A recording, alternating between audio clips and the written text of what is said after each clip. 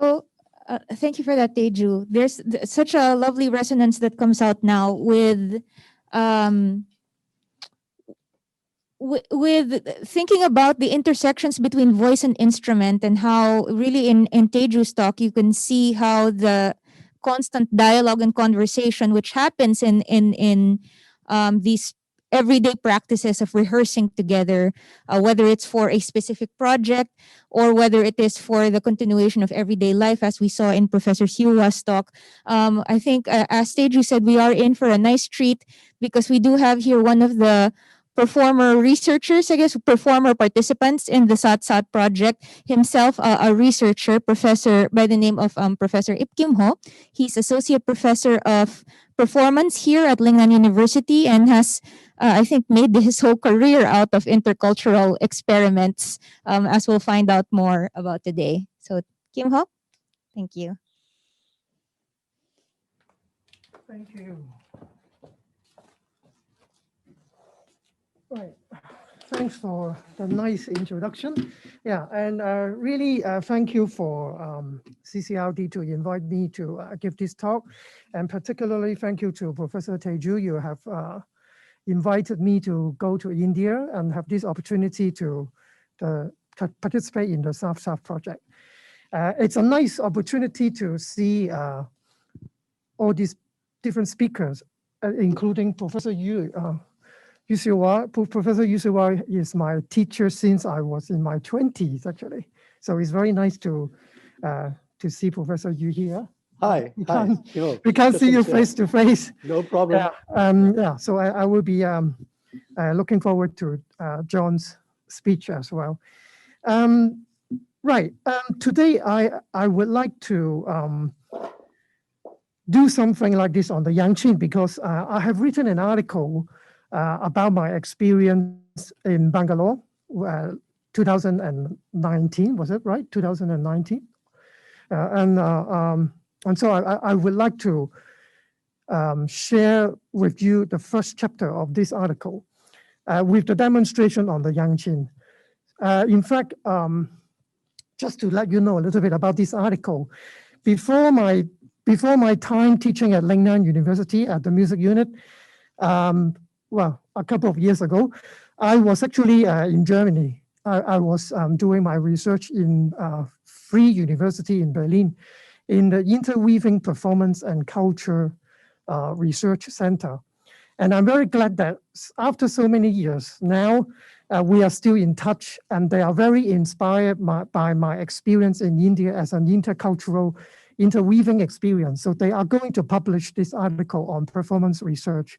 So I would like to share with you on today's talk.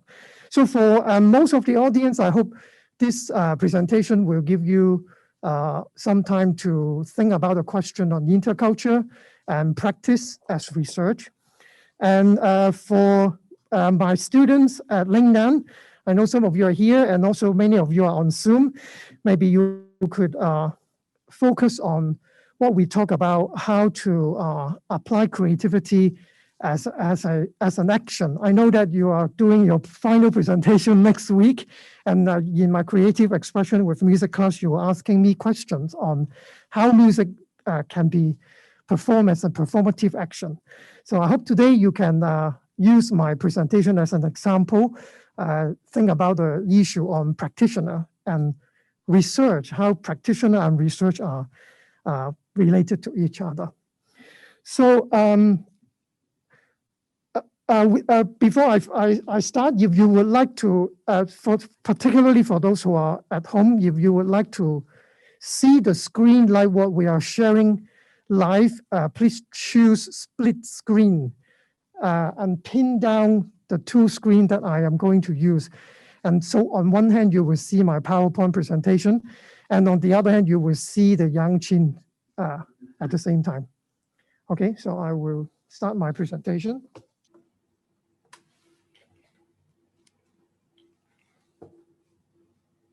So I hope when I speak, people can still. Okay, that's great. So the title of the article is A Hongkonger in Bangalore, Traveling with Two Bamboo Mallets. So in 2019, I was invited to join the South-South collaboration in India, primarily in the city of Bangalore and Mumbai. One of the key musical exploration during my 10-day residency in Bangalore was to apply my yangqin playing techniques onto the Indian Santoor to play Hindustani classical music, as well as some of the improvised composition. So I wrote this down as my diary, actually. On the 22nd of June in Bangalore, that was the first day we gathered together. First touch on the Santoor, familiar yet foreign. Two vertical linear sequences of bridges, 2 or 3 strings, tuned in synchronization with each other.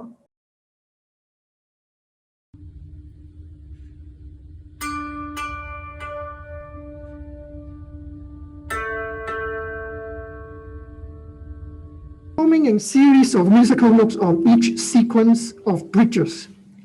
And there are around 100 strings altogether. Much smaller in size than the yangqin, the Indian Santoor is played sitting and generally kept on one's thighs.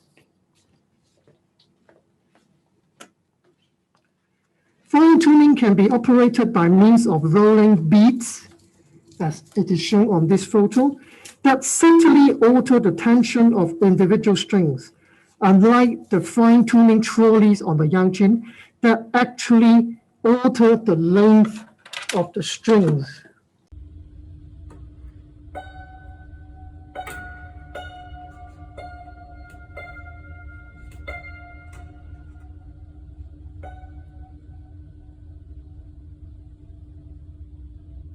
From my travel baggage, I took out my yangqin bamboo mallets to make my first touch on the Santoor.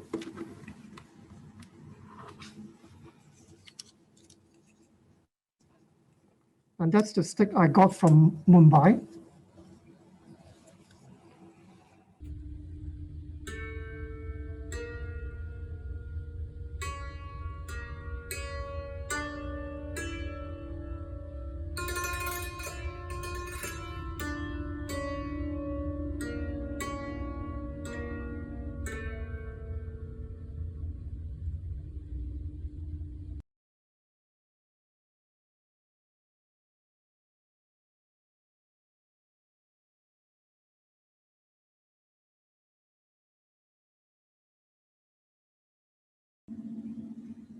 Santoor and yangqin, similar yet really different.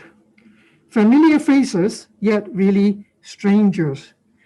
Each step ahead encounters an unexpected response. My past practice on the yangqin represents only a point of reference, a point of departure, a sense of home. Now, what I'm familiar with is, to a certain extent, the common technique of movement with a pair of mallets on both instruments, using both hands with equal dexterity. Yet, further exploration on the yangqin produces unfamiliar sounds and unexpected sequences of notes. Locating the musical notes on a scale sometimes corresponds to my expectation, but occasionally contradicts it. My apparent acquaintance with the technique of movement is responded to with sounds that are unfamiliar, which creates a strange foreign feeling in my hands, my ears, and my eyes. So what is the meaning of musical practice on an instrument? In my opinion, practice refers to a set sequence of mallet strikes on the yangqin. Each sequence leaves behind the trace of a movement. Imagine such a trace of a movement is represented by sounds produced along its path.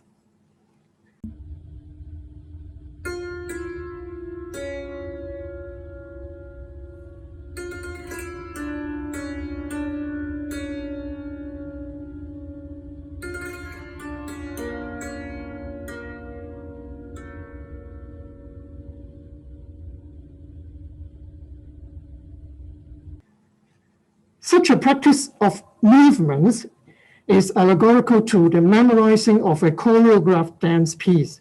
It is like a dancer following a sequence of left and right hands moving along the pulse in time.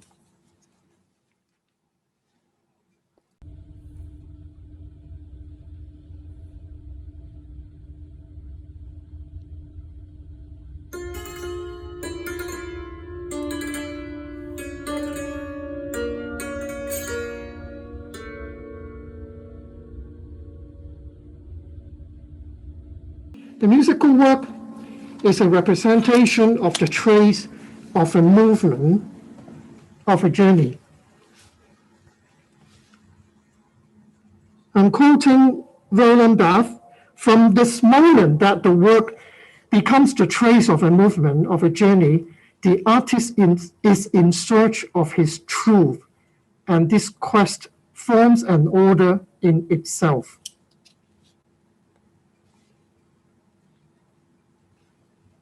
Traveling, the sense of dislocation to a landscape that seems so familiar yet foreign, walking steadily towards a familiar path in the homeland, only step by step, one realizes it is on a foreign land.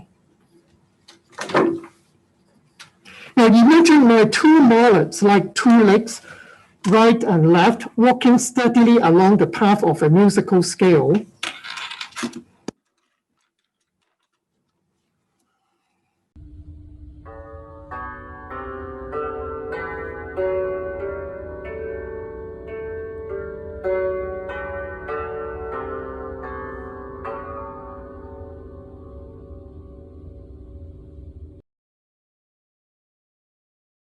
Going up on the yangqin, a scale of musical note A, B, C, D, E, when it is played, corresponds to the sequence of right, left, right, left, right.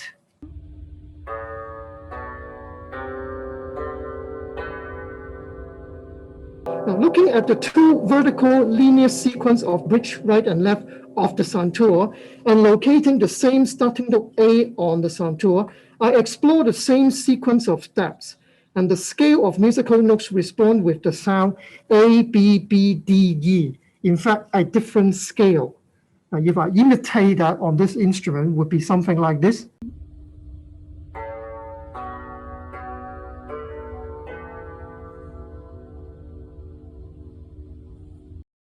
The additional repeating note in the sequence actually upsets the alternating right-left pattern of the mallets that I am familiar with on the yangqin. So if I have to keep the right-left sequence in correspondence with my practice on the yangqin, the sequence should then have to be played like I just now did, is right, left, left, left, right.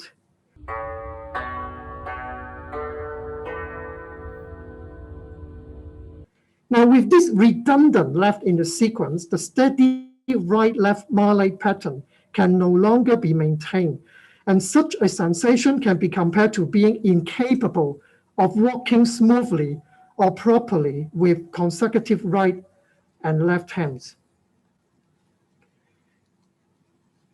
So traveling in this familiar yet foreign terrain of the Santoor, I slowly obtained the awareness that I was on a journey away from home, where home was represented by the musical practice associated with the yangqin, my memory of the right-left sequence of movements. My argument is that the core of musical practice on the yangqin is the activity, the process of doing, the set sequence of movements play with right-left mallets. It is not the sound, not the auditory outcome, not the display of selected musical notes forming a melody in a particular scale.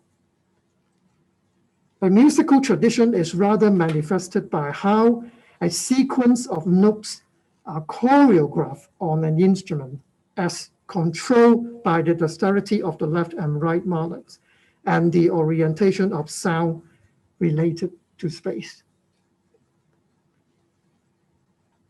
Finally, I am quoting Roland Barthes again in his Musica Practica. There are two musics the music one listens to, the music one plays. The music one plays come from an activity that is very little auditory, being above all manual. Thank you very much.